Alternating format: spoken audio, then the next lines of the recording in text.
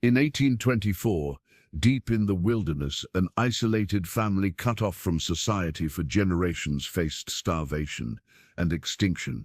With no outsiders and no way out, survival twisted into horror.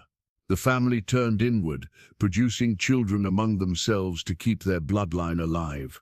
When outsiders finally stumbled upon their hidden settlement, what they discovered shocked the world. A community deformed by secrecy, desperation, and choices born of isolation. For 3 generations, the Harwick family had lived in complete isolation, their mountain valley home becoming both sanctuary and prison. What started as a simple desire for independence from civilization became something far darker when winter storms and geographical barriers made escape impossible. When survival meant choosing between extinction and the unthinkable, they chose survival. But what price did they pay for staying alive? And how far will desperation drive a family when death seems like the only alternative? Before we jump back in, tell us where you're tuning in from, and if this story touches you, make sure you're subscribed, because tomorrow I've saved something extra special for you. Thomas Whitmore wiped the sweat from his brow as he crested the ridge, his government-issued surveying equipment weighing heavy on his shoulders.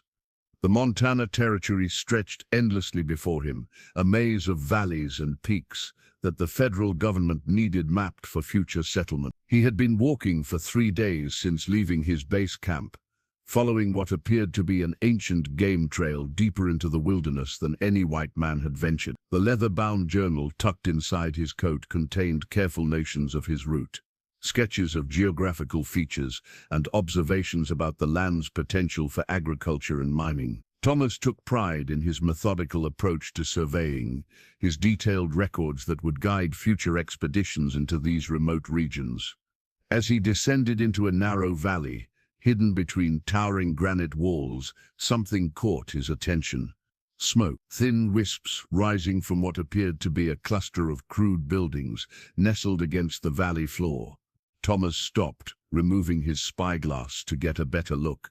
The structures were primitive, built from logs and stones, weathered by decades of mountain storm. Impossible, he muttered to himself. According to his maps, no settlements existed within 100 miles of this location. Yet there it was, clear evidence of human habitation in one of the most isolated places he had ever encountered. Thomas approached carefully, his instincts telling him something was wrong. The buildings appeared inhabited, but strangely quiet. No children playing in the yard, no sounds of domestic animals, no voices calling across the small settlement. Only that thin column of smoke, suggesting life within. As he drew closer, details became visible that made his stomach tighten with unease. The structures were not just primitive, but seemed almost deliberately hidden, built into natural depressions and partially concealed by overhanging rock formations. Gardens grew in haphazard patches, but the plants looked stunted, diseased. A figure emerged from the largest building, and Thomas froze. The person appeared human, but somehow wrong, moving with an awkward gait that suggested physical deformity. Even from a distance, Thomas could see that something was terribly amiss with this individual's proportions, their limbs bent at unnatural angles. Thomas called out a greeting, his voice echoing off the valley wall. The figure stopped, turned toward him, and Thomas saw a face that would haunt his dreams for the rest of his life. Features twisted by some terrible genetic malformation, eyes that them too small for the misshapen skull, a mouth that hung open revealing gaps where teeth should have been. More figures appeared from other buildings, each displaying similar remedies but in different combinations. Some walked with severe limps, others had arms that hung uselessly at their sides. All shared the same vacant expression, as if they had never seen another human being from outside their isolated community. Thomas forced himself to approach, despite every instinct screaming at him to flee. These were people, he reminded himself, fellow human beings who clearly needed help. As a representative of the United States government, he had a duty to investigate and report their condition. The closest figure, a woman whose age was impossible to determine due to her malformed features, stared at him with a mixture of fear and curiosity. When Thomas spoke, asking about their settlement and how long they had lived here, she responded in what sounded like English but heavily accented and difficult to understand. "Harwick," she repeated several times, pointing to herself and then to the other figures gathering around them. "Harwick family, God's chosen valley." Thomas spent the remainder of that day documenting what he witnessed, filling page after page of his journal with descriptions that seemed too horrible to be real. The settlement housed approximately 15 individuals, all apparently related, all bearing physical deformities that suggested generations of inbreeding. Their leader, an ancient man named Ezekiel Harwick, eventually emerged from the largest camp. Despite his age and obvious physical ailments, he maintained an air of patriarchal authority over the group. Through broken conversation, Thomas learned that the family had lived in this valley for over 30 years, completely cut off from the outside world. As evening approached and Thomas prepared to make camp nearby, he began to understand the true horror of what he had discovered. This was not simply an isolated family struggling to survive in the wilderness. This was something far worse, a deliberate abandonment of human civilization that had transformed into a nightmare of genetic degradation and moral collapse. The leather journal in his coat grew heavier with each notation, weighted not just with ink and paper, but with the responsibility of reporting this discovery to authorities who would struggle to believe such a thing possible in civilized America. The massive leather Bible sat open on the rough wooden table, its pages yellowed with age and stained with decades of handling. Ezekiel Harwick's weathered fingers traced the family records written in careful script on the front pages, each name and date a testament to their journey from civilization into the wilderness. Ezekiel Harwick, born 1745 in Pennsylvania, married Martha Goodwin, Sarah, born 1771. Samuel, born 1773. Rebecca, born 1775. The entries continued in his own handwriting, documenting birth, deaths, and the gradual expansion of their family through the... In 1789, Ezekiel had been a prosperous farmer in southeastern Pennsylvania, owner of fertile land that had sustained his family for 2 decades. But prosperity could not shield him from what he saw as the moral corruption spreading through the new American Republic. Cities growing larger and more sinful, neighbors abandoning traditional values, government interference in matters that should remain between a man and his God. Martha had initially resisted his talk of moving west. Their farm provided well for the family, their children were established in the community, and she feared the dangers of frontier life. But Ezekiel's religious convictions grew stronger with each passing year. His certainty that God was calling them to separate from corrupted society becoming impossible to ignore. The Lord spoke to Abraham. Ezekiel would remind his family during evening prayers, telling him to leave his country, his people, and his father's household to go to the land I will show you, and I will make you into a great nation. The decision to sell their Pennsylvania farm came in early 1789, following a particularly harsh winter when Ezekiel spent long hours reading scripture and praying for guidance. He emerged from those months of contemplation, convinced that God wanted his family to establish a pure Christian community in the unsettled Western territories, far from the corrupting influences of established civilization. Martha's sister, Elizabeth, and her husband, William, agreed to join the westward journey, bringing their 3 children. Ezekiel's younger brother, Jacob, still unmarried at 32, also committed to the venture. In total, 13 family members prepared to leave Pennsylvania forever, seeking what Ezekiel called God's chosen land, somewhere in the vast territories beyond the mountains. The wagon train that departed in spring 1789 carried everything necessary to establish a self-sufficient settlement: tools for farming and building, livestock including cattle and chickens, seeds for planting, household goods that Martha had accumulated over 20 years of marriage. Most importantly, they carried Ezekiel's vision of creating a community that would serve as an example of pure Christian living. The journey west took 4 months, following established trails through the Cumberland Gap and then branching north into territories that appeared on few maps. Ezekiel rejected opportunities to join established settlements along their route, insisting that God would reveal the proper location for their community when the time was right. Other families traveling west often expressed concern about Ezekiel's plan to establish an isolated settlement so far from established communities. Frontier life was dangerous enough with neighbors nearby to provide assistance during emergencies. Complete isolation seemed like inviting disaster. "The Lord will provide," Ezekiel would respond to such concerns. "He has led us this far and will not abandon us in our hour of need." As autumn approached and the need to establish winter shelter became urgent, the family reached the Montana Territory. The landscape was magnificent but forbidding. Mountains rising like cathedral spires toward heaven, valleys carved by ancient glaciers into hidden sanctuaries far from human habitation.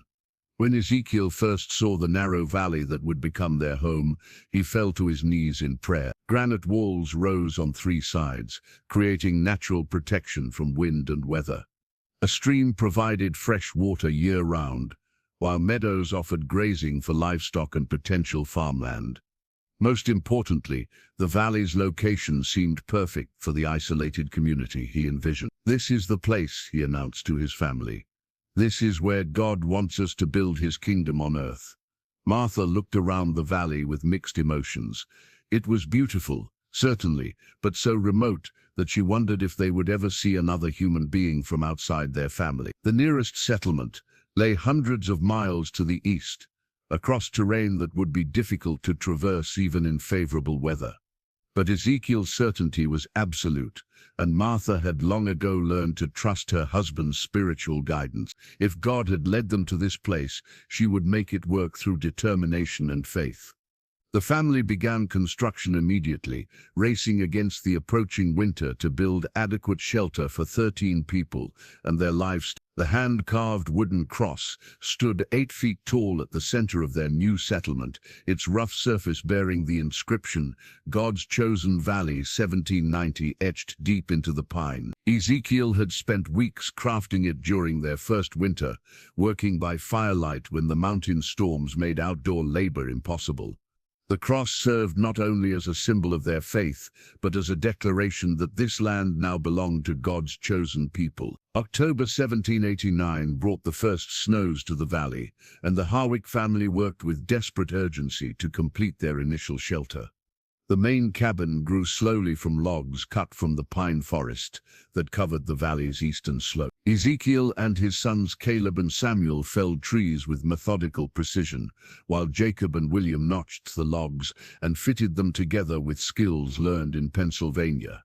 Martha and her sister Elizabeth focused on preparing for winter survival. They preserved what meat they could from hunting expeditions, gathered berries and edible plants from the valley floor, and established root cellars dug into the hillside for storing vegetables. The women worked with quiet efficiency, understanding that their family's survival depended on thorough preparation.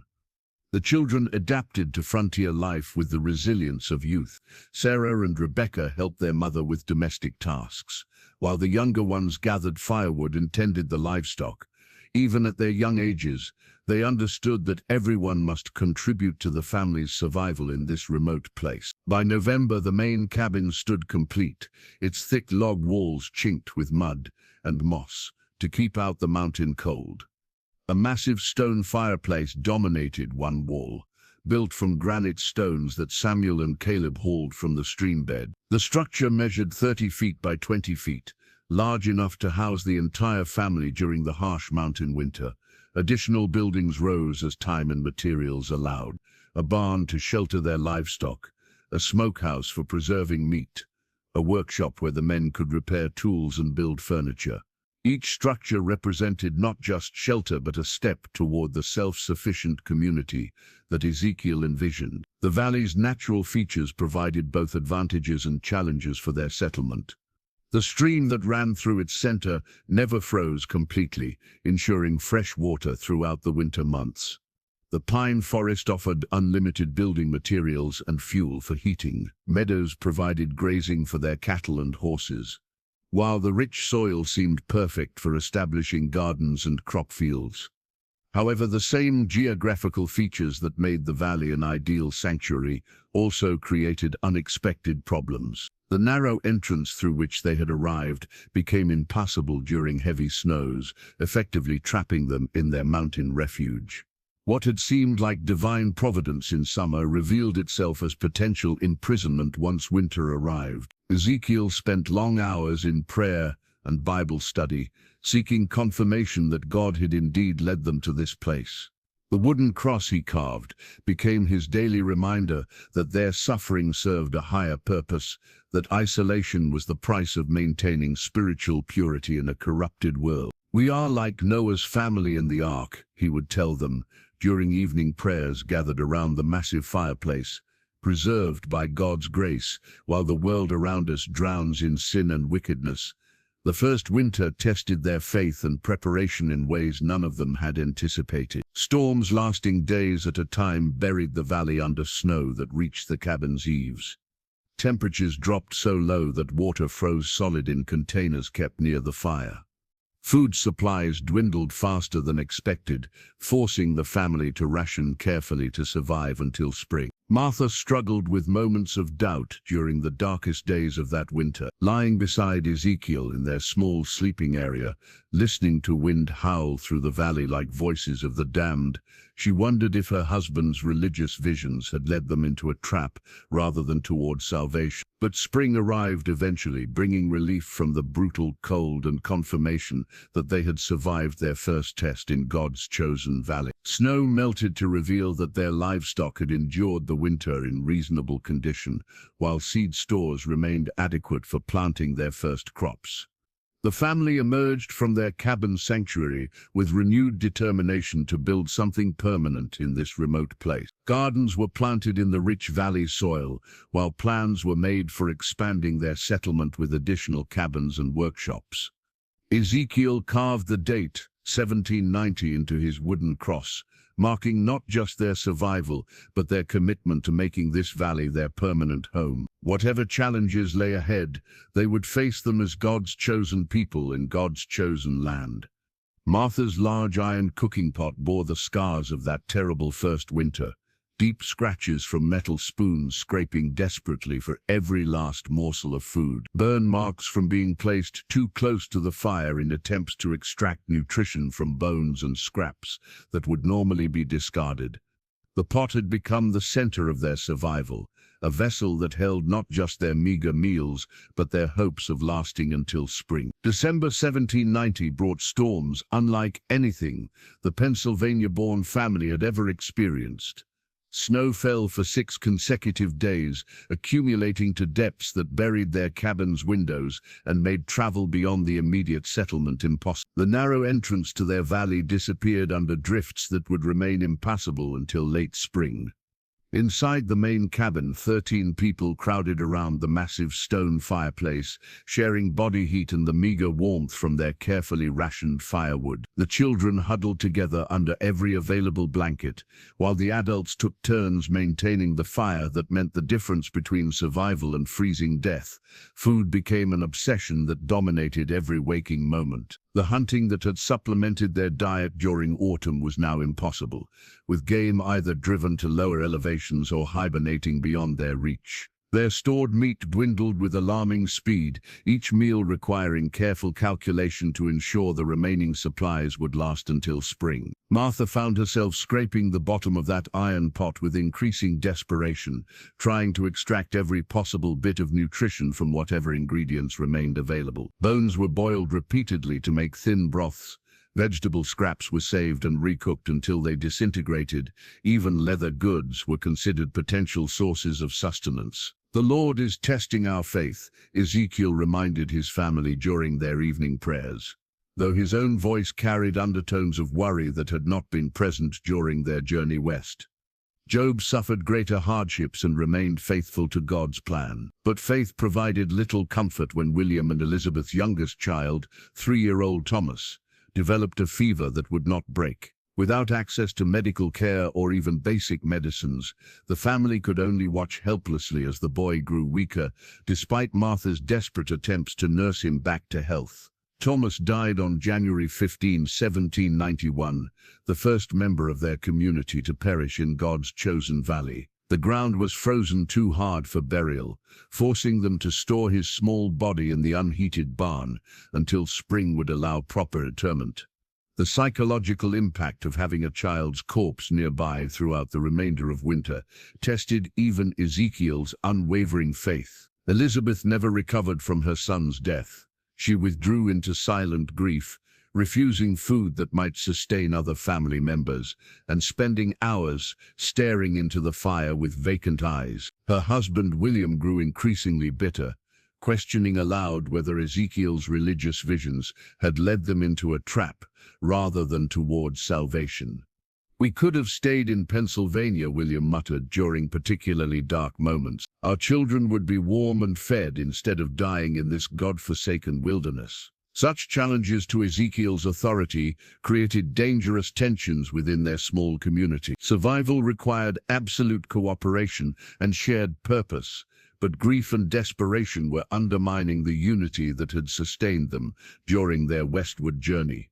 February brought the coldest temperatures any of them had ever experienced. Water froze solid within feet of their fire, and frost formed on the inside walls of their cabin despite constant heating. Several of their cattle died from the extreme cold, further reducing their food supplies when they could least afford such losses. Martha's sister Elizabeth succumbed to a combination of grief, cold, and malnutrition in late February.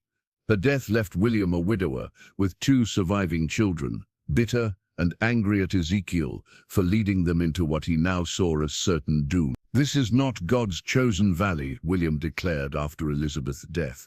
"This is hell on earth, and you've condemned us all with your religious delusion."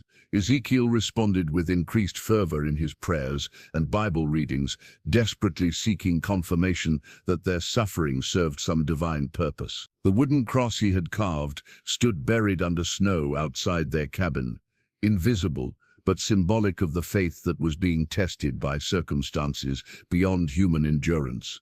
By March, their food supplies had dwindled to levels that threatened starvation for the remaining family members. Martha's iron pot contained increasingly thin broths, made from whatever organic matter they could find, while the adults began skipping meals to ensure the children received adequate nutrition. The spring thaw finally arrived in late April, revealing a valley transformed by months of brutal weather. The settlement had survived, but at a terrible cost that would haunt them for years to come. The primitive medical kit that Ezekiel assembled over the years contained a collection of crude surgical instruments, dried herbs, and improvised remedies that spoke to their desperate isolation from civilization. A rusty knife served as a scalpel, leather strips functioned as tourniquets, and various plants gathered from the valley floor represented their only pharmaceutical options. Each item in the wooden box told the story of a medical emergency faced without professional help. The decade following their first winter brought a relentless succession of challenges that tested the family's endurance beyond anything they had imagined when leaving Pennsylvania. Each year delivered new hardships that further weakened their community and reinforced the reality that escape from their mountain prison had become virtually impossible. In 1792, Samuel suffered a severe leg injury while felling trees for cabin expansion. The crude amputation that Ezekiel performed with kitchen knives and leather bindings saved Samuel's life, but left him permanently disabled. The infected wound that followed nearly killed him, forcing Martha to experiment with various valley plants in search of something that might fight the spreading poison in his blood. Jacob's attempts to find a route out of the valley during the brief summer months of 1793 ended in disaster when he fell from a cliff face while trying to climb over the western ridge. His broken ribs and internal injuries required weeks of bed rest that the family could barely afford, while confirming that the geographical barriers surrounding them were even more formidable than they had realized. William grew increasingly unstable following his wife's death, alternating between periods of productive work and violent outbursts directed at Ezekiel's leadership. The tension between the two men created dangerous divisions within their small community, especially when William began questioning their religious practices and suggesting they should attempt to abandon the settlement entirely. "We're dying here one by one," William would argue during family meetings. "Every year we lose someone else to this cursed place. How many more have to die before you admit this was a mistake?" Ezekiel responded to such challenges by intensifying their religious observances, declaring that their suffering was God's way of purifying them for some greater purpose. Extended prayer sessions and Bible study consumed hours that might otherwise be devoted to practical survival tasks, creating additional stress for family members struggling with basic subsistence. The summer of 1794 brought a severe drought that withered their crops and reduced the stream to a muddy trickle. Without adequate food stores, the family faced another winter of near starvation. Martha's desperate foraging expeditions into the surrounding mountains yielded pine bark and roots that provided minimal nutrition, but helped stretch their meager supplies. Disease struck repeatedly throughout the decade, with each illness potentially fatal due to their lack of medical knowledge and supplies. A fever that swept through the settlement in 1795 killed William's remaining daughter, leaving him completely alone among people he increasingly viewed as enemies rather than family. Martha herself suffered from recurring episodes of what appeared to be pneumonia, each one weakening her further and raising fears about who would manage domestic affairs if she died. Her primitive medical kit grew to include various concoctions and remedies that sometimes helped but more often proved useless against serious ailments. The psychological toll of their isolation became increasingly apparent as the years passed. Conversations grew repetitive and circular, limited by their complete lack of contact with the outside world. Children who had been young when they arrived began displaying signs of mental instability, while adults struggled with depression and anxiety that had no outlet in their confined environment. Caleb's breakdown in 1797 required physical restraint when he began threatening other family members with an axe, convinced that they were devils sent to torment him. The incident highlighted how their isolation was affecting everyone's mental health, creating dangers that went beyond physical survival challenges. The settlement's livestock population declined steadily through disease, predation, and the harsh mountain environment. Each lost animal represented not just reduced food supplies, but diminished hope for long-term sustainability. Their original herd of cattle shrank to just 3 animals by 1799, while chickens died faster than they could reproduce. By 1800, 11 years after their arrival in the valley, only 8 family members remained alive. Samuel's disability limited his ability to contribute physical labor, while Martha's recurring illness made her domestic work increasingly difficult. The children who had grown to adulthood in isolation displayed behavioral patterns that would have been concerning in civilized society. Ezekiel's medical kit represented their collective attempts to cope with challenges that would have overwhelmed even well-equipped settlements. Each crude instrument and experimental remedy reflected their desperate improvisation in the face of problems that required professional medical intervention they could never receive. The handwritten marriage contract scratched onto a piece of birch bark with charcoal contained words that would have horrified any civilized person. Before God and this family, Caleb Harwick takes his sister Sarah Harwick as his lawful wife, that their union might preserve the chosen bloodline and fulfill the Lord's commandment to be fruitful and multiply in this promised land. The crude document, signed with shaking hands on October 12, 1801, marked the moment when survival overcame every moral principle their family had once held sacred. By the winter of 1801, the Harwick settlement faced extinction. 12 years of isolation had reduced their numbers to 8 survivors. Ezekiel and Martha, now in their 50s and aging rapidly under the strain of frontier life.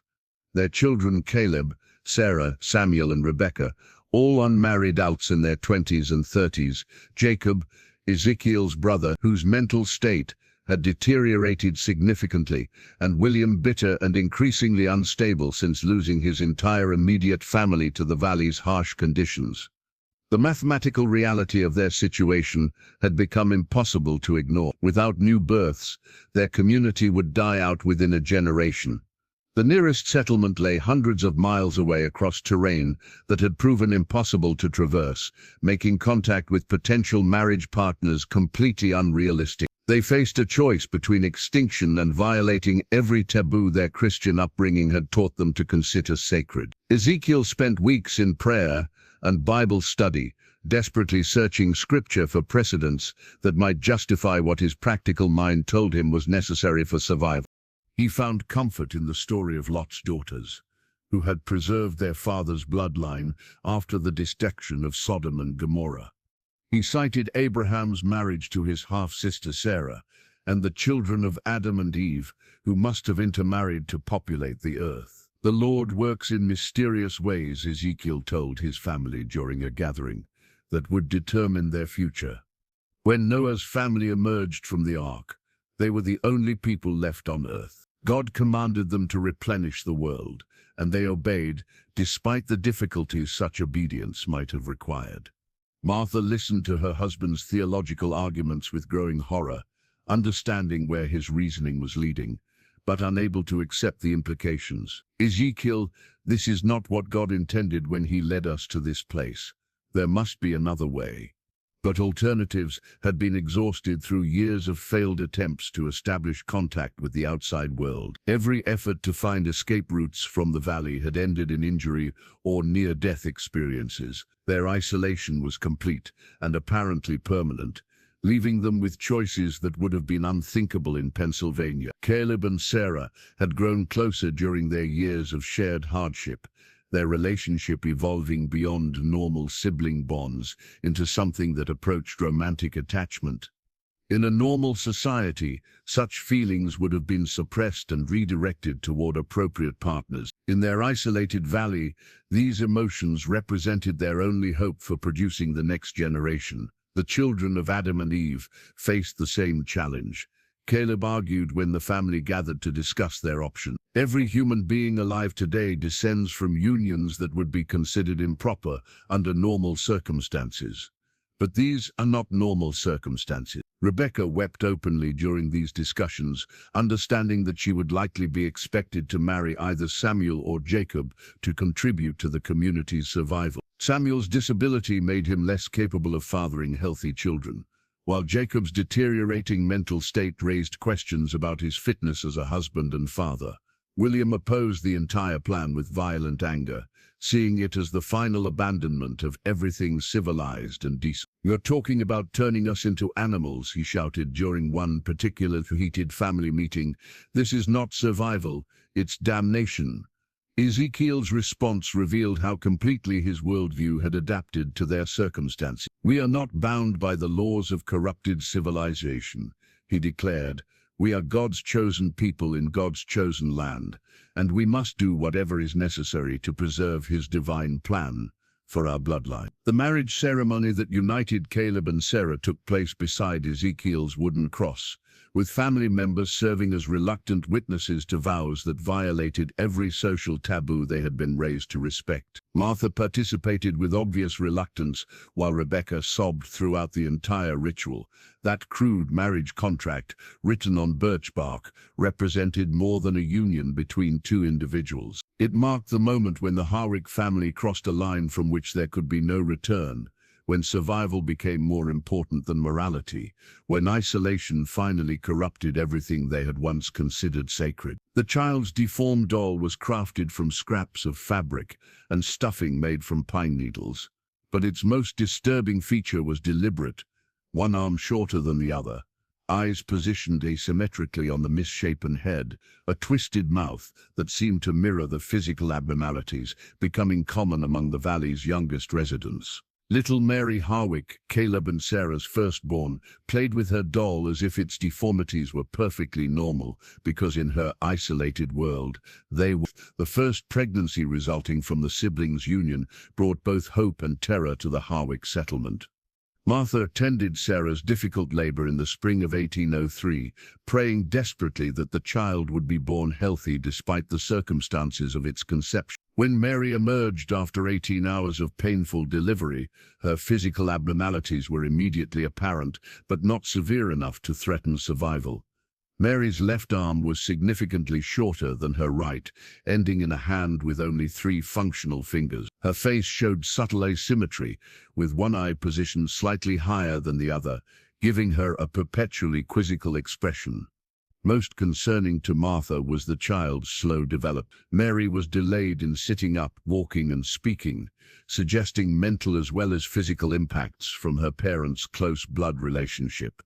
Despite these problems, Mary's birth was celebrated as proof that their community could continue. Ezekiel declared her existence to be evidence of God's blessing on their unconventional arrangements, while Caleb and Sarah doted on their daughter with fierce protective love that ignored her obvious abnormalities. Samuel and Rebekah's marriage followed in 1804, a union between uncle and niece that everyone understood was necessary for the community's survival despite the additional genetic risks it represented. Rebekah's pregnancy was difficult from the beginning, with severe morning sickness followed by complications that left her bedridden for months.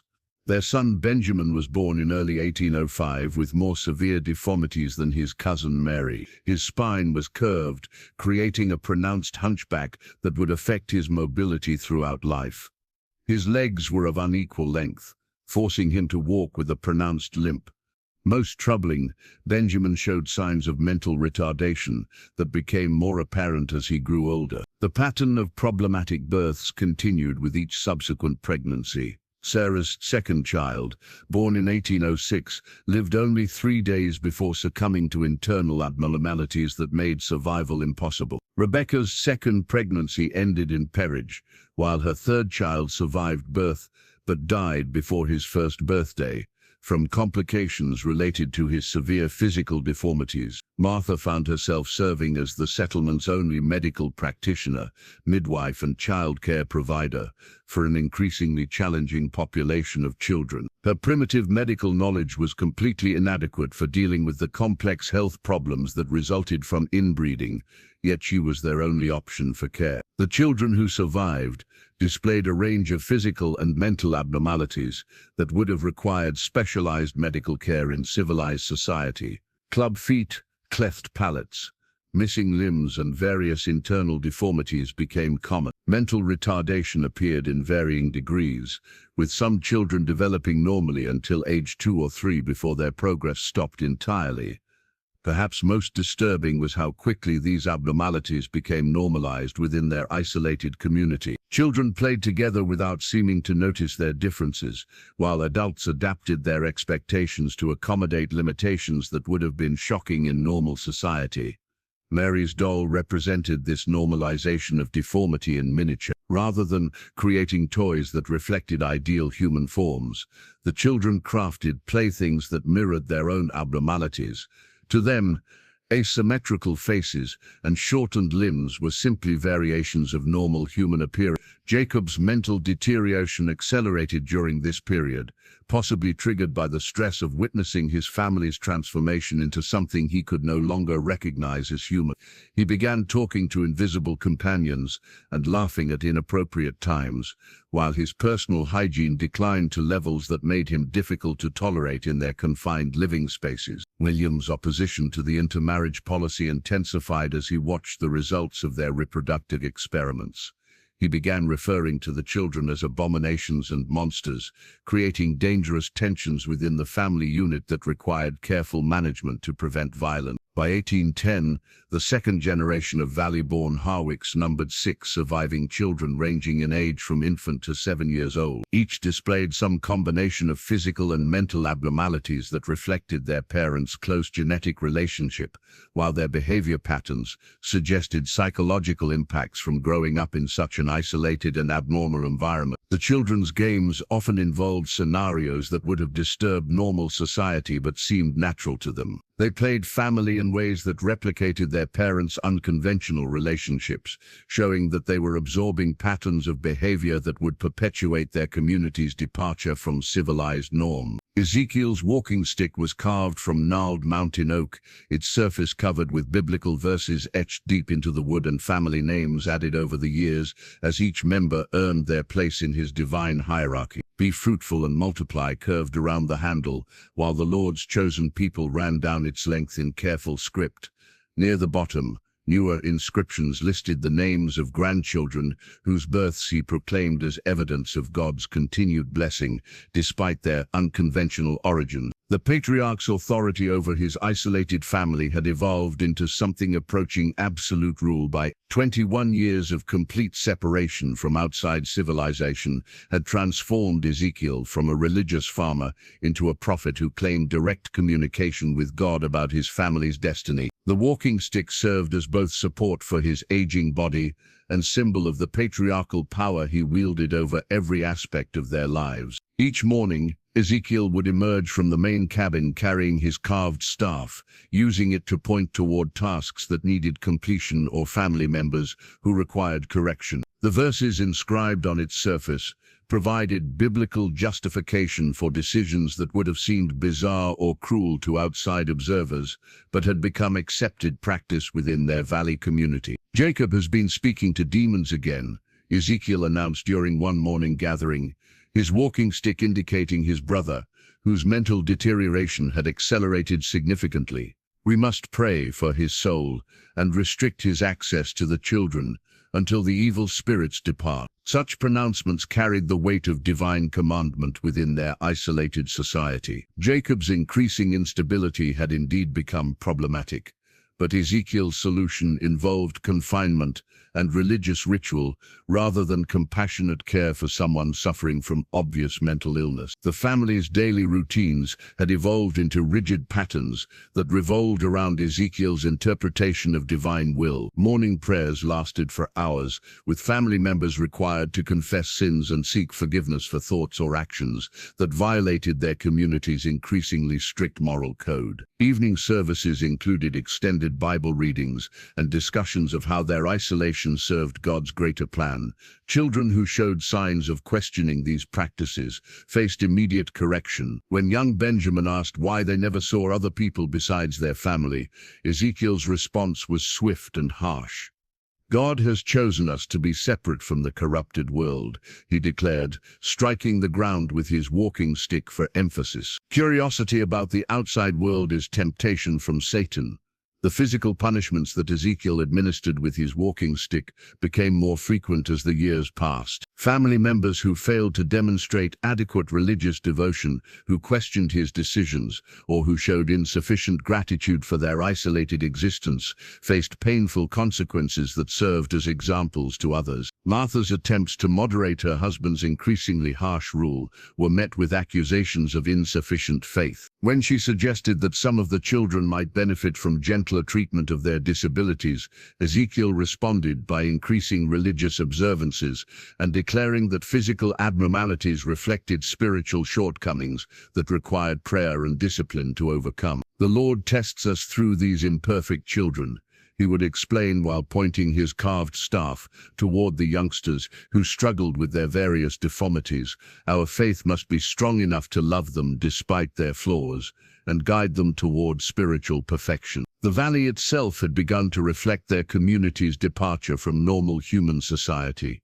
Areas that had once been cultivated for food production were now dominated by primitive shrines, where Ezekiel conducted religious ceremonies. The wooden cross he had carved years earlier was surrounded by smaller markers bearing biblical verses and family names, creating a sacred space that served as the center of their increasingly ritualized existence. William's final breakdown came in 1812, when he attempted to destroy Ezekiel's walking stick during a violent confrontation about the children's treatment. The physical struggle that followed resulted in William's death, either from injuries sustained in the fight or from subsequent punishment that Ezekiel claimed was divinely mandated. "The Lord has removed the source of discord from our community," Ezekiel announced while standing over William's body, his walking stick planted firmly beside the corpse. Let this serve as a reminder that God will not tolerate challenges to his chosen leadership. The disposal of William's body became another ritual that demonstrated Ezekiel's absolute authority. Rather than proper burial, the corpse was left in a remote area of the valley, where scavengers would dispose of it naturally. Ezekiel declared this to be appropriate treatment for someone who had died in opposition to God's will. By 1815, the walking stick had become an object of fear and reverence that embodied everything their isolated community had become. Children learned to watch for its movements, adults cowered when it pointed in their direction, and everyone understood that questioning the authority it represented meant risking punishment or death. The small wooden box hidden beneath Martha's bed contained dozens of baby teeth, some normal in size and shape, others twisted and malformed in ways that reflected the genetic damage accumulating through generations of inbreeding. Each tooth told a story of childhood development gone wrong, of bodies struggling to form properly despite the biological chaos created by their isolation. Martha saved them as a grandmother's memento, but they served as a grim record of their bloodline's deterioration. By 1815, the third generation of valley-born Harwicks was beginning to reach an age where their abnormalities became impossible to ignore or rationalize. These children, born from unions between first cousins and uncles with nieces, displayed deformities that made their parents' generation seem healthy by comparison. Little Ruth, daughter of Mary and her cousin Thomas, was born in 1814 with a cleft palate so severe that feeding became a constant struggle. Her attempts to nurse left both mother and child exhausted, while her cries echoed through the valley with a sound that barely seemed human. The tooth that eventually emerged in her malformed mouth was black and twisted, nothing like the white pearls that should have marked normal dental development. Samuel's granddaughter Elizabeth suffered from what appeared to be severe mental retardation combined with physical disabilities that left her unable to sit upright without support. Born in 1816, she never learned to speak beyond making guttural sounds that her family interpreted as attempts at communication.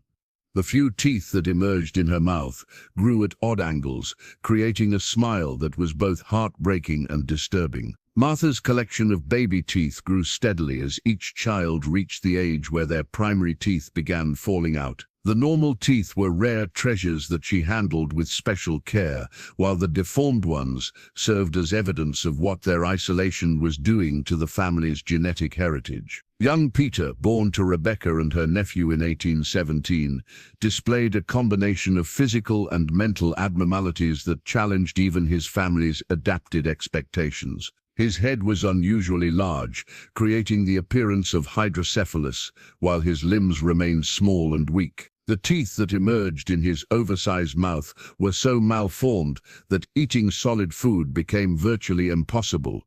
The infant mortality rate had increased dramatically with each generation, as babies were born with internal deformities that made survival impossible. Martha served as midwife for births that often ended in tragedy, with children dying within hours or days of delivery from complications that exceeded her primitive medical knowledge. Those who survived birth faced ongoing health challenges that required constant care from family members who were themselves struggling with various disabilities. Feeding children with cleft palates, managing those with severe mental retardation, and caring for babies with multiple physical abnormalities consumed enormous amounts of time and energy from adults who had their own health problems. Ezekiel's response to these obvious signs of genetic deterioration was to intensify religious observances and declare that the children's sufferings were tests of the family's faith. He carved additional verses into his walking stick,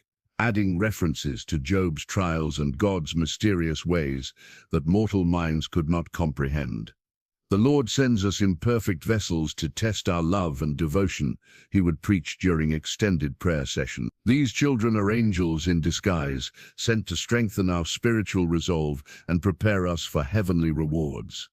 Martha struggled with increasing despair as she witnessed each new birth, bringing fresh horrors. The baby teeth she collected represented not just childhood milestones, but evidence of genetic damage that was becoming impossible to deny. Each malformed tooth proved that their isolation was destroying the very bloodline they sought to preserve. The children themselves began displaying behavioral patterns that reflected their abnormal upbringing and genetic limitations. Those capable of speech developed their own crude language that incorporated biblical phrases with primitive communication. Their games often involved religious rituals, mixed with activities that would have concerned normal society. Caleb and Sarah's youngest son, born in 1818, survived only 6 months before succumbing to internal defects that caused constant pain and feeding difficulties. His brief life was marked by suffering that even Ezekiel's religious explanations could not adequately justify to family members who were beginning to question their situation. The third generation's struggles highlighted the mathematical impossibility of their community's long-term survival. With each birth, the genetic pool became more restricted and the likelihood of healthy children decreased significantly.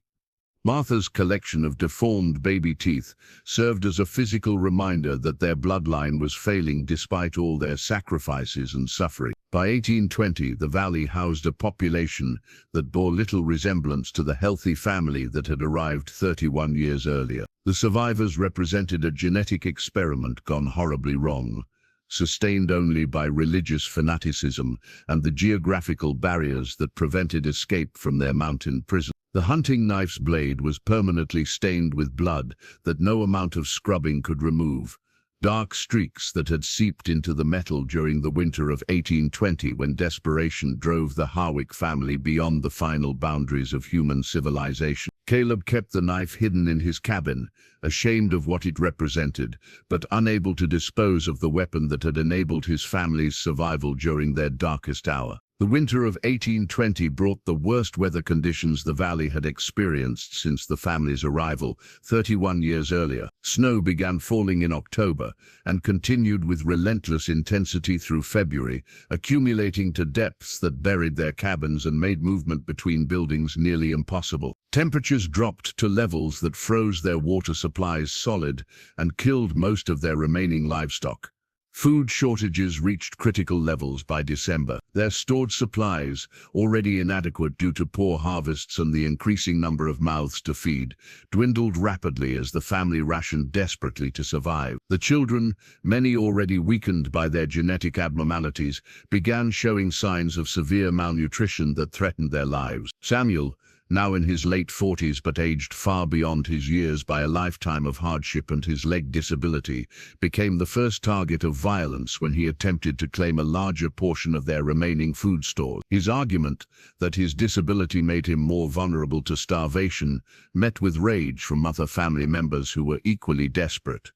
The confrontation that followed marked the beginning of internal warfare within their isolated community. Caleb attacked Samuel with brutal efficiency, using the hunting knife to inflict wounds that were intended to disable rather than kill immediately. The violence that erupted was systematic and calculated, designed to establish dominance over resources that could no longer support their entire population. Samuel's screams echoed through the valley as Caleb used the knife to remove his fingers one by one, ensuring that his disabled brother would be unable to compete for food or defend himself against future attacks. The blood that stained the blade during this torture session marked the complete abandonment of any pretense of Christian charity or family loyalty.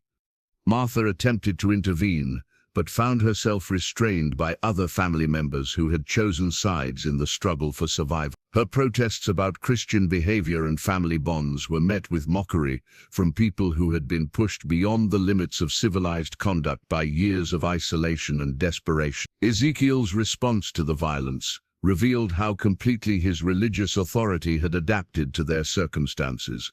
Rather than condemning Caleb's brutality, he declared it to be divinely inspired justice against someone whose disability made him a burden on the community's survival. "The Lord provides for the strong and faithful," Ezekiel proclaimed while blessing the blood-stained knife.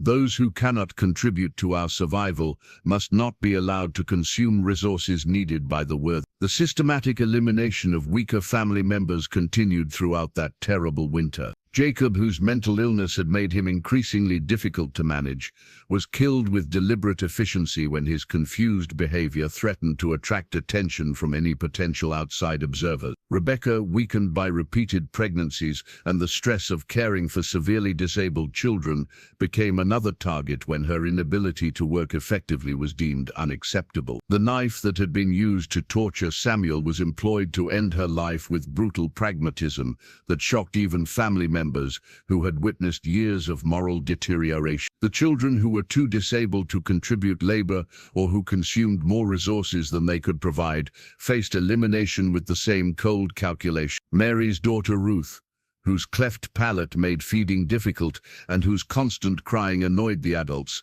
was silenced permanently with methods that demonstrated how far their humanity had eroded. Martha's final attempt to preserve some semblance of moral behavior ended when she tried to protect the youngest children from their relatives' violence. Her own daughter Sarah participated in restraining her, while Caleb used his stained knife to ensure that grandmotherly compassion would not interfere with survival priorities. The cannibalistic practices that followed these murders represented the complete breakdown of every civilized restraint their religious upbringing had provided. The same knife that had been used to kill family members was employed to prepare their flesh for consumption, while Ezekiel offered prayers of thanksgiving for God's provision during their time of need. By spring 1821, the Harwick settlement housed only 7 survivors who had demonstrated their willingness to kill family members and consume human flesh in order to survive. The blood-stained knife served as both tool and symbol of their transformation from a religious community into something that barely qualified as human. The survivors who emerged from that winter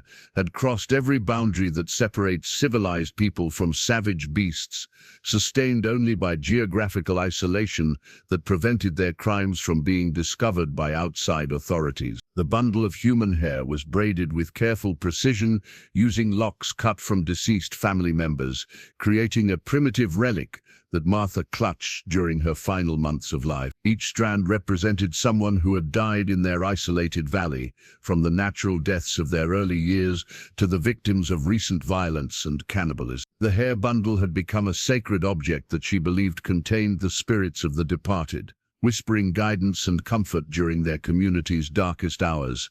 The 7 survivors who remained after the winter of violence faced challenges that went beyond physical survival. Their psychological states had deteriorated to levels that made normal human interaction increasingly difficult, while their bodies showed the accumulated damage of 33 years in isolation combined with the genetic consequences of sustained inbreeding. Ezekiel, now approaching 80 years of age, spent most of his time in conversation with the braided hair bundle, convinced that the spirits of dead family members were providing him with divine guidance about their community's future. His walking stick lay forgotten beside his bed while he focused obsessively on interpreting messages that he claimed to receive from the primitive relic.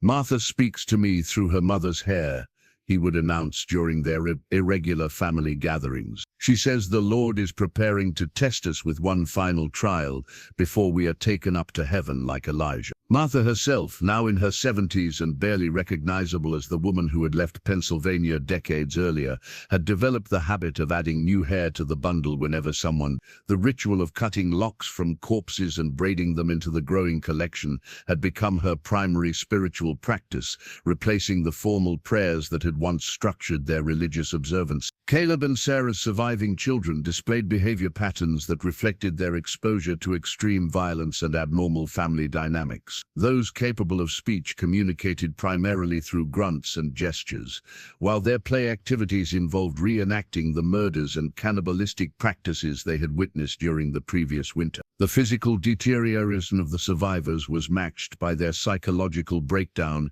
into primitive superstitions that bore little resemblance to the Christianity that had originally motivated their isolation. The hair bundle became the center of rituals that combined ancestor worship with practices that would have horrified their Pennsylvania neighbors. Sarah, now in her 50s but appearing much older due to repeated pregnancies and the stress of survival, had developed the belief that the braided hair possessed magical properties that could influence their fate. She would spend hours stroking the bundle while muttering prayers that mixed biblical phrases with incantations of her own creation. The settlement itself had deteriorated into a collection of partially collapsed buildings that provided minimal shelter from the mountain weather. Maintenance of their structures had become impossible as the survivors focused all their energy on basic survival, while the accumulation of human remains around their cabins created sanitary conditions that threatened their health. Benjamin, Samuel's son, who had survived the winter violence due to his usefulness despite his physical disabilities, had become the community's primary hunter and food gatherer. His twisted spine and unequal legs made movement difficult, but his knowledge of the valley's resources was essential for finding enough food to sustain the group. The cannibalistic practices that had begun during the crisis winter continued as a regular supplement to their diet. Bodies of family members who died from natural causes were processed with the same efficiency that had characterized the murder victims, while the blood-stained knife remained in constant use for both hunting and butchering human flesh. Religious observances had evolved into bizarre rituals centered around the hair bundle and its supposed spiritual powers. Evening gatherings involved holding the braided relic while reciting distorted versions of biblical passages that had been modified to justify their survival practices and explain their isolation as part of God's mysterious plan. The few children who remained alive displayed severe developmental problems that went beyond the physical deformities common in previous generations. Their mental capabilities seemed limited to basic survival functions, while their social interactions consisted mainly of violence and competition for resources that mimicked the behavior they observed among the adults. Martha's final months were spent in almost constant communication with the hair bundle, which she believed contained not only the spirits of her deceased family members, but direct messages from God about their community's ultimate destiny. Her conversations with the primitive relic became increasingly elaborate and detailed, suggesting complete psychological detachment from reality. By 1824, the Harwick settlement represented the final stage of human degradation possible, while still maintaining biological life. The survivors had abandoned every aspect of civilized behavior while developing supernatural beliefs centered around primitive relics that supposedly connected them to both their dead relatives and divine guidance for their continued existence. The government survey map that Thomas Whitmore spread across his makeshift table was marked with careful notions in his precise handwriting, documenting not just geographical features, but observations that would challenge everything he thought he knew about human nature. Red ink marked the location of the Harwick settlement, while detailed notes filled the margins with descriptions that seemed too horrible to be real, yet demanded official documentation. After his initial shocking discovery of the valley community, Whitmore knew his responsibility as a federal surveyor required thorough investigation before submitting his report to territorial authorities. The implications of what he had witnessed were too serious for hasty conclusions based on limited observation. He spent 3 additional days in the valley, cataloging evidence and interviewing the survivors with growing horror at what their isolation had produced. His survey map became a detailed record of the settlement's layout, marking not just the primitive buildings, but the locations where human remains had been discarded after cannibalistic consumption. The accuracies that characterized all his professional work extended to these grim discoveries, creating a document that would serve as crucial evidence for authorities who might struggle to believe his verbal reports. The main cabin, marked prominently on Whitmore's map, housed the community's apparent leader, an ancient man named Ezekiel Harwick, whose claims of divine guidance seemed to justify every atrocity the surveyor witnessed. During their conversations, Ezekiel spoke with calm certainty about God's plan for his family's isolation, displaying no awareness that their practices violated fundamental principles of human civilization. "We are the Lord's chosen people in the Lord's chosen valley," Ezekiel explained while showing Whitmore the braided hair bundle that had become central to their spiritual practices. "Every trial we have endured serves his greater purpose, preparing us for eventual translation to heaven, like the prophet Elijah." Whitmore's notes on the map documented his attempts to understand how rational people could descend into such complete moral collapse. His interviews with individual family members revealed a gradual progression from religious isolation to survival desperation to complete abandonment of civilized restraints, each step seeming logical within their distorted worldview. A woman they called Martha. Apparently Ezekiel's wife spent most of their conversation stroking the hair bundle while mumbling prayers that mixed biblical phrases with primitive incantation. Her responses to Whitmore's questions suggested complete detachment from reality, as if she existed in a spiritual realm that bore no relationship to the physical horrors surrounding her. Caleb, identified as Ezekiel's son and apparently the community's primary enforcer, displayed the casual brutality of someone who had normalized violence as a survival tool. His matter-of-fact descriptions of killing and consuming family members during harsh winters demonstrated how completely their isolation had corrupted normal human empathy. "The weak must serve the strong," Caleb explained while showing Whitmore the blood-stained knife that had become his primary tool for both hunting and eliminating family members who threatened their survival.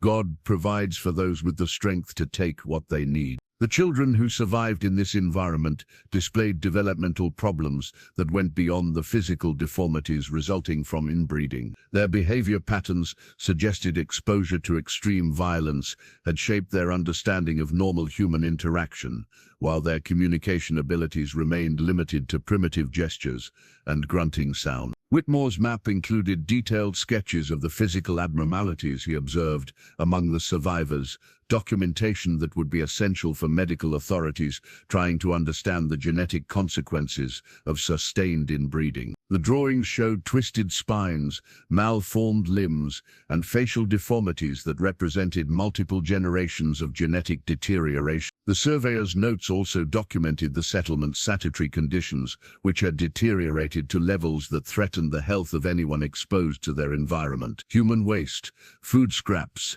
and decomposing remains created an atmosphere of disease and decay that made extended observation physically challenging.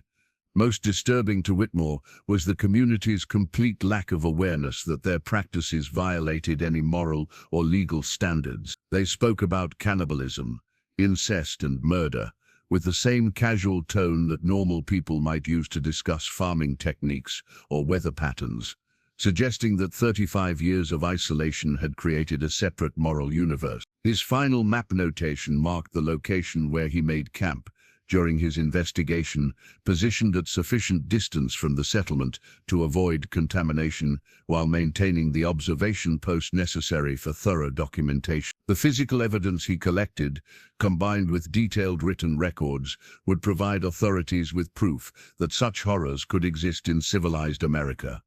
The survey map that Whitmore completed represented more than geographical documentation. It served as a detailed record of humanity's capacity for moral collapse when separated from the civilizing influences of broader society, showing how quickly fundamental human values could disappear under the pressure of survival and isolation. The daguerreotype photograph that captured the surviving Harwick family members was the first and only visual record of what 35 years of isolation and inbreeding could do to human beings. The primitive photographic process rendered their images in stark black and white, but no artistic technique could soften the horror of what the camera revealed. 7 individuals whose physical deformities and haunted expressions spoke to suffering that challenged the boundaries of human endurance. Ezekiel Harwick sat in the center of the photograph, his ancient frame supported by the walking stick that had become both his physical prop and symbol of patriarchal authority. At nearly 80 years of age, his face bore the accumulated weight of every decision that had led his family into their mountain prison. His eyes, sunken deep in their sockets, stared at the camera with the vacant expression of someone who had witnessed horrors that normal minds could not process. The photograph captured the physical deterioration that marked all the survivors.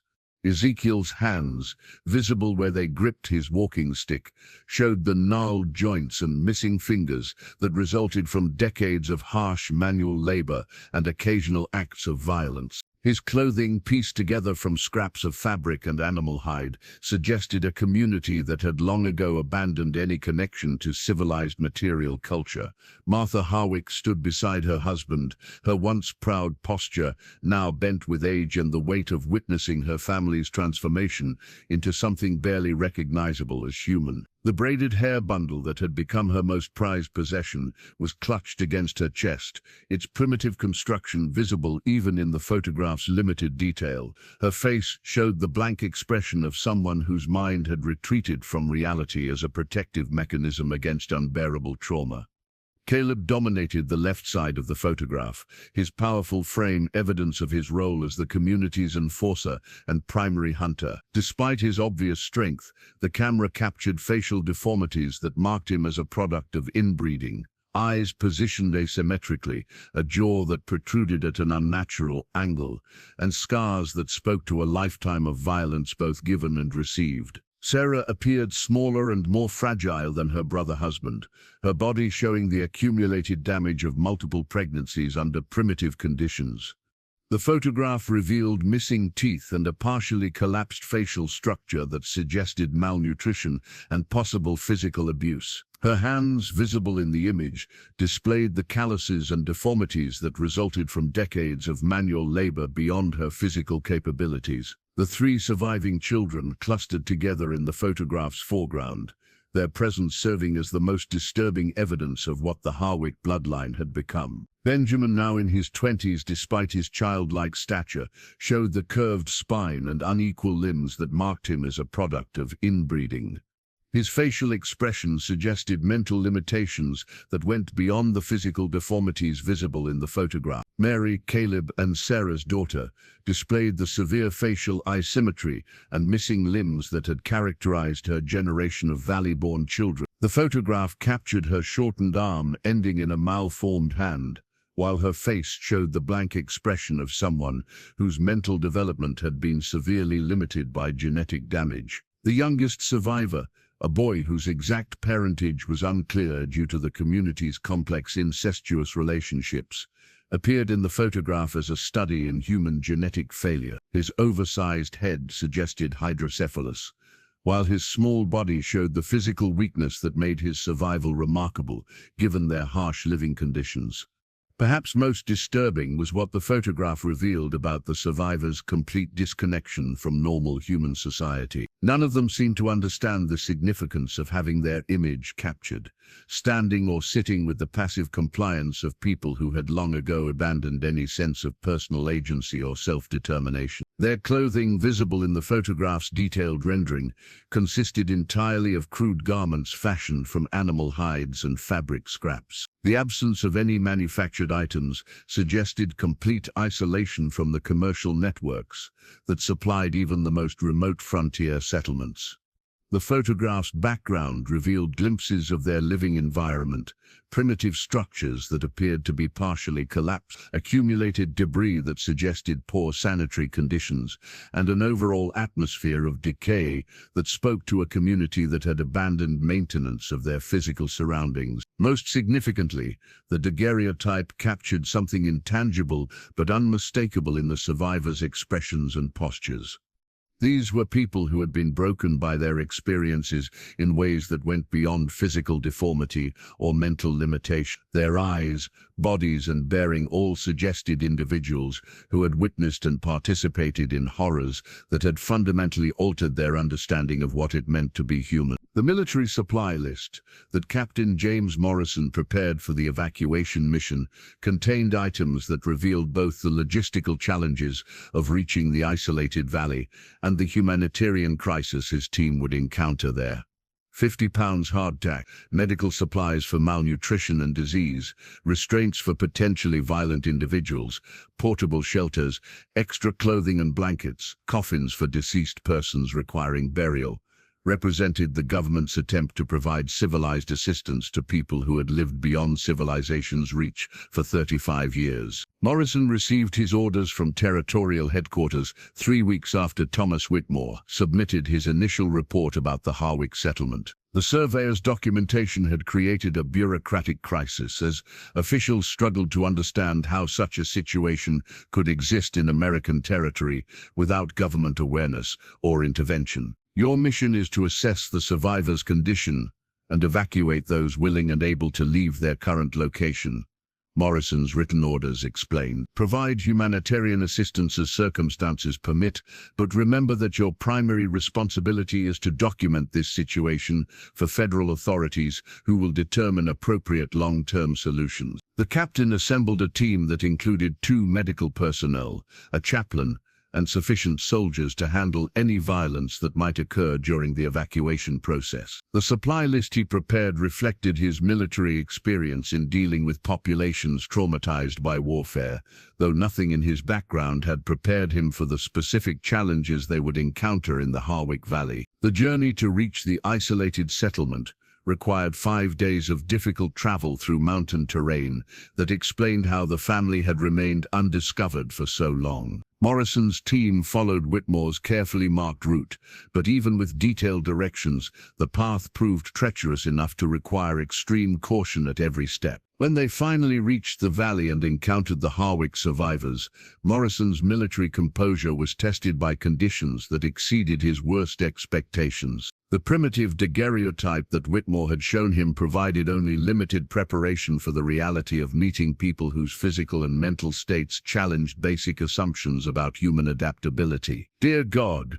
whispered Chaplain Williams upon seeing Ezekiel Harwick emerge from the main cabin, his ancient frame supported by a walking stick, while his deformed features demonstrated the genetic consequences of decades of inbreeding. "What has happened to these people?" Morrison's first priority was establishing communication with the survivors to explain their evacuation options. However, this proved more difficult than anticipated, as the family members seemed unable to comprehend concepts like outside authority, government assistance, or alternative living arrangements that had no meaning within their isolated worldview. Ezekiel's response to the rescue offer revealed how completely their community had disconnected from normal society.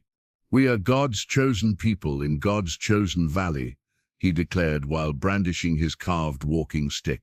"No earthly authority has the right to interfere with the Lord's divine plan for our salvation."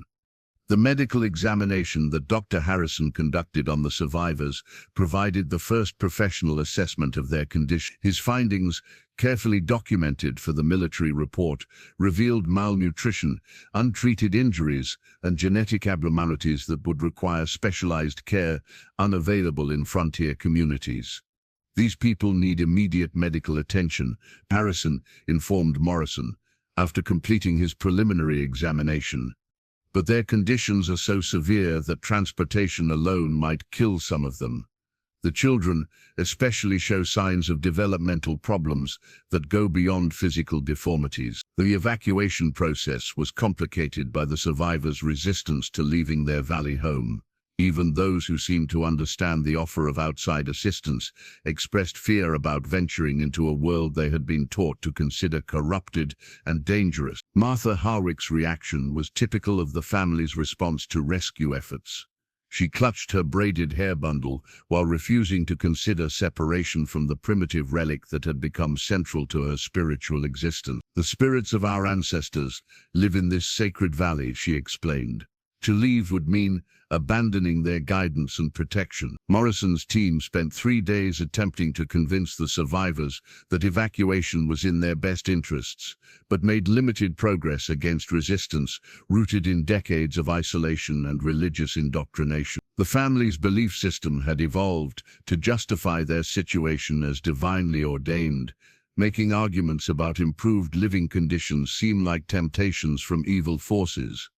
The supply list that Morrison had prepared proved inadequate for the challenges they encountered. The medical supplies were insufficient for treating conditions that required surgical intervention, while the extra clothing was rejected by survivors, who preferred their primitive garments to manufactured items they viewed with suspicion. Only 3 of the 7 survivors eventually agreed to leave the valley, and their departure required careful preparation to prevent them from dying during the difficult journey to the nearest settlement.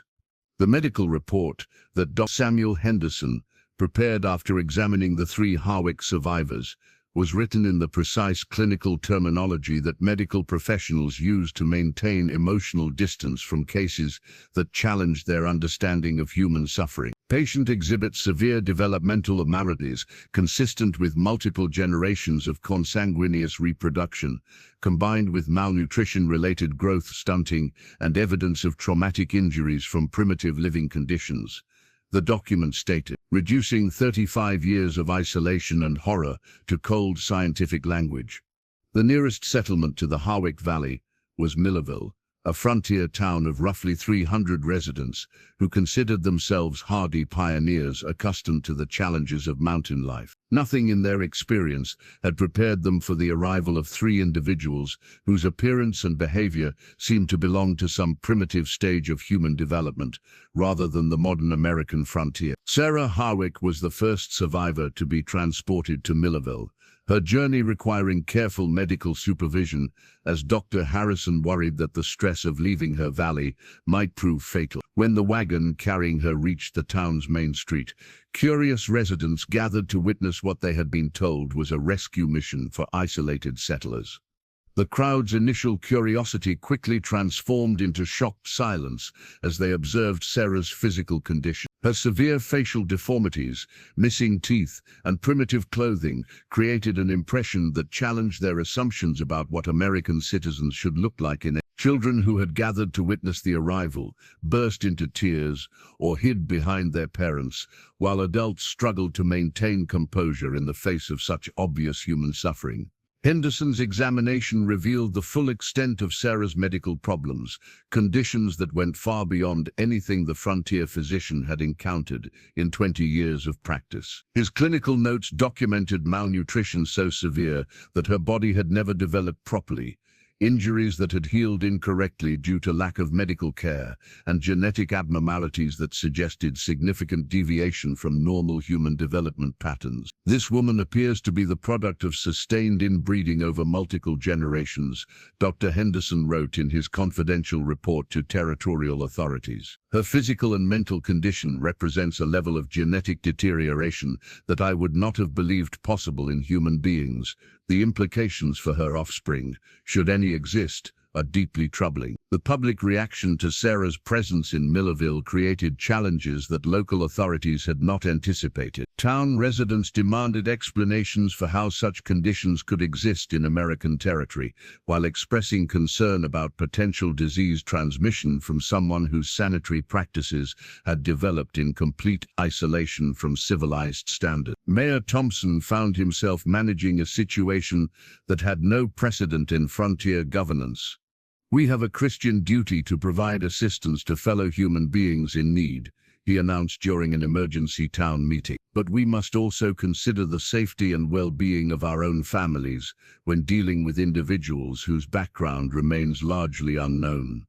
The arrival of Benjamin, the second survivor to be evacuated, intensified public concerns about the government's rescue mission. His severe physical deformities and apparent mental limitations created additional challenges for a community that lacked facilities for managing such complex medical and social problems. Henderson's examination of Benjamin revealed conditions that seemed to belong in medical textbooks rather than living patients. Subject displays pronounced spinal curvature, limb deformities, and cognitive limitations that appear consistent with severe developmental delays, his report documented. Communication is limited to primitive gestures and vocalizations that bear minimal resemblance to normal speech patterns. The local minister, Reverend Wilson, struggled to provide spiritual guidance for a situation that challenged his theological understanding of human suffering and divine providence. His attempts to offer comfort to the survivors were met with responses that suggested their religious beliefs had evolved far beyond traditional Christian doctrine. "These people speak of God and Jesus Christ," Reverend Wilson confided to Henderson, "but their understanding of Christianity has been so distorted by isolation that it bears little resemblance to any denomination I recognize. They seem to worship primitive relics and practice rituals that would be considered pagan by any civilized standard." The third survivor who agreed to evacuation was Mary, whose condition proved even more challenging than her relatives. Her severe mental limitations made communication nearly impossible, while her physical deformities required constant care that strained the limited medical resources available in frontier communities. Henderson's clinical language could not completely disguise his emotional response to examining patients whose conditions represented the extreme limits of human adaptability. These individuals represent a unique medical phenomenon that challenges our understanding of genetic inheritance and environmental influence on human development, he concluded. Their treatment will require resources and expertise that exceed anything available in frontier medical practice. The legal document that established the 3 Harwick survivors as wards of the territorial government was written in formal language that attempted to address an unprecedented situation through existing legal framework. Whereas the aforementioned individuals have been found living in conditions of extreme isolation that have rendered them incapable of independent survival in civilized society, and whereas their physical and mental conditions require ongoing care and supervision, the territory hereby assumes legal responsibility for their welfare and protection, the document declared, reducing complex human tragedy to administrative necessity. Judge William Patterson, who presided over the legal proceedings that determined the survivor's status, had served on the territorial bench for 15 years without encountering a case that challenged legal precedent as fundamentally as the Harwick situation. The survivors' complete unfamiliarity with concepts like individual rights, property ownership, and legal representation made normal judicial procedures impossible to implement. "These individuals exist in a legal limbo," Judge Patterson confided to his clerk after the initial hearing. "They are American citizens by birth, but their understanding of citizenship and its obligations has been so distorted by isolation that they cannot function within any normal legal framework." The territorial legislature found itself debating questions that had no clear answers in American law. Could people who had lived beyond civilization's reach for 35 years be held responsible for actions that violated legal standards they had never been taught to respect? How should society respond to individuals whose moral development had been shaped by circumstances that normal legal systems could not comprehend? Governor Harrison received detailed reports about the Harwick case that forced him to consider broader implications for territorial administration. "This situation raises fundamental questions about the limits of government responsibility," he wrote to federal authorities. "If citizens can deteriorate to such conditions while living within our borders, what does that say about our ability to govern effectively in frontier regions?" The public debate that surrounded the survivors' legal status revealed deep divisions in American society about the relationship between individual freedom and government intervention. Newspaper editorials argued both sides of questions that had no easy answers. Should the government have the authority to remove people from living situations that appeared harmful? How could authorities balance respect for individual choice with protection of public welfare? Henderson's ongoing treatment of the 3 survivors provided medical evidence that informed the legal discussions about their competency and future care requirements. His updated reports documented gradual improvements in their physical health, but little progress in their ability to understand or adapt to civilized social expectations. Patient Sarah shows some responsiveness to nutritional therapy and basic medical care, Henderson noted in his quarterly report.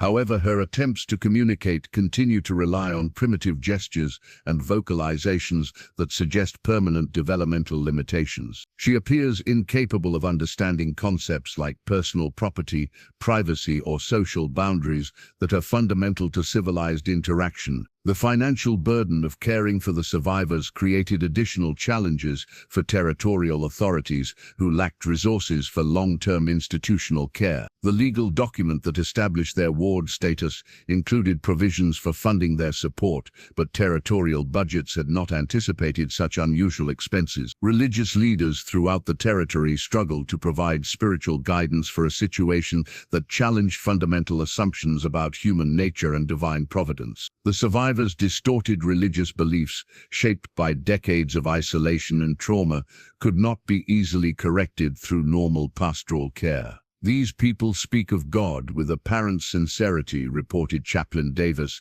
who had been assigned to provide spiritual counseling for the survivors. But their understanding of Christian doctrine has been so corrupted by their experiences that their beliefs border on heretical.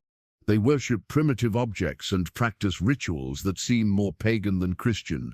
The broader implications of the Harwick case influenced government policy regarding frontier settlement and territorial administration. Federal authorities began developing new procedures for monitoring isolated communities and providing assistance before extreme situations could develop. The Harwick tragedy demonstrates the need for regular contact between government representatives and all citizens living in remote areas, concluded a federal report on frontier administration. Isolation that prevents normal social interaction can lead to conditions that threaten both individual welfare and public safety. Legal scholars debated whether the survivors' actions during their isolation could be considered criminal under territorial law. The evidence of murder, cannibalism, and incest presented clear violations of legal standards, but the perpetrators' mental competency and understanding of legal obligations remained questionable. The legal document that made them wards of the state represented society's attempt to address unprecedented questions through existing institutional frameworks. Though everyone involved recognized that normal legal categories were inadequate for dealing with people whose experiences had taken them so far beyond the boundaries civilized human behavior. The weathered granite memorial stone that stands today in the abandoned Harwick Valley bears a simple inscription that attempts to capture the complex legacy of America's darkest survival story in memory of those who survived at too great a cost. 1789, 1824. May their suffering serve as warning and their endurance as testament to human will. The monument, erected by the territorial government in 1850, represents society's attempt to memorialize tragedy, while drawing lessons from horror that challenged fundamental assumptions about civilization and human nature. Sarah Harwick lived for 7 years after her evacuation from the valley, dying in 1831 at the territorial facility that had been established to care for the survivors. Her final years were marked by gradual physical improvement as proper nutrition and medical care addressed some of the damage from decades of deprivation, but her mental and emotional state remained that of someone whose development had been permanently stunted by isolation and trauma. Henderson's final medical report on Sarah noted that she had learned to recognize her caregivers and respond to simple verbal commands, but never developed the ability to communicate complex thoughts or understand abstract concepts that normal adults take for granted. Patients' cognitive abilities appear fixed at a level comparable to a young child, he wrote. Despite our best efforts, she remains incapable of independent survival in civilized society. Benjamin survived until 1835, his physical deformities making him a subject of ongoing medical study as physicians attempted to understand the genetic consequences of sustained inbreeding. His case contributed to early research into hereditary disorders, though the scientific understanding of genetics remained decades away from explaining the mechanisms that had shaped his condition. Mary lived the longest of the 3 evacuated survivors, dying in 1842 after 18 years in territorial care. Her severe mental limitations never improved significantly, but caregivers noted that she seemed to find comfort in simple routines and showed affection towards staff members who treated her with kindness and patience. The 4 survivors who remained in the valley after refusing evacuation disappeared from historical record within 2 years of the government intervention. When territorial authorities returned to the settlement in 1826,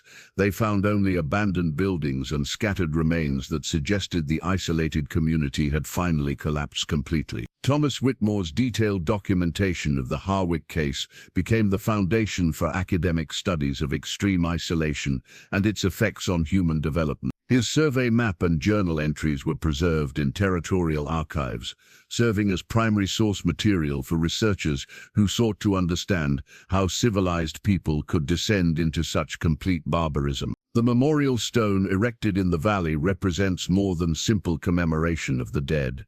It embodies society's struggle to comprehend tragedy that challenged comfortable assumptions about human nature and the inevitability of progress. The inscription's reference to cost acknowledges that survival itself can become meaningless when achieved through the abandonment of everything that makes survival worthwhile. Academic interest in the Harwick case influenced broader discussions about the relationship between civilization and human nature. Scholars debated whether the family's descent into barbarism represented an inevitable result of extreme isolation or evidence that civilized behavior was more fragile than previously assumed. Religious leaders struggled to reconcile the Harwick tragedy with theological beliefs about divine providence and human moral capacity. Some interpreted their suffering as evidence of God's judgment on those who separated themselves from Christian community, while others saw it as proof that faith alone was insufficient to maintain civilized behavior without social reinforcement. The case influenced government policy regarding frontier settlement and territorial administration. New procedures were established for monitoring isolated communities